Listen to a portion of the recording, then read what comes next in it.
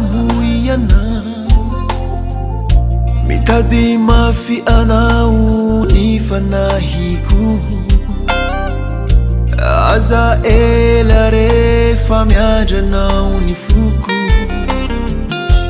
miverena rehery fitiavana voaloha mba ho marina hatrany noe mahasoa fa mbola hiarina de mafy ny manjo ny marina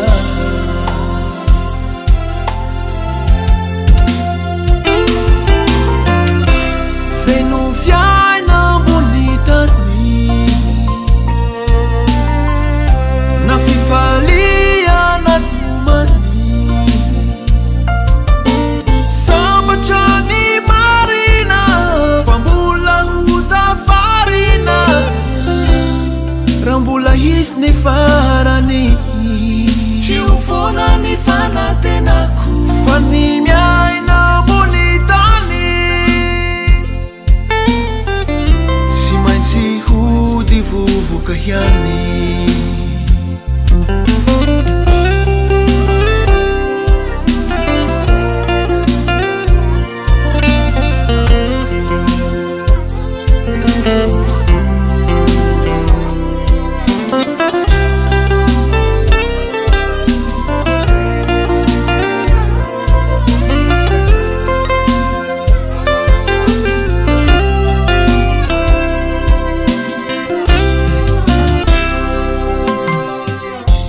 hanantahotra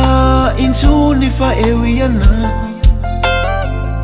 na eo ny favalo izay mifofoho ny aiko ianao no mpiady mahery no antenaiko fa na de lavo ty zanaka horiray fa mbola hiary na indra faingana ianao hamonjy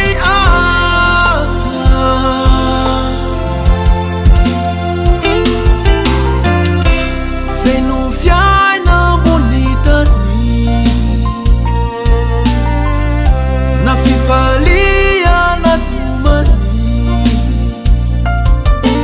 sambatra ny marina fa mbola ho tafarina raha mbola hisy ny farany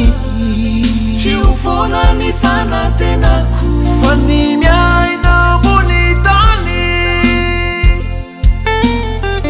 tsy maintsy hody vovoka ihany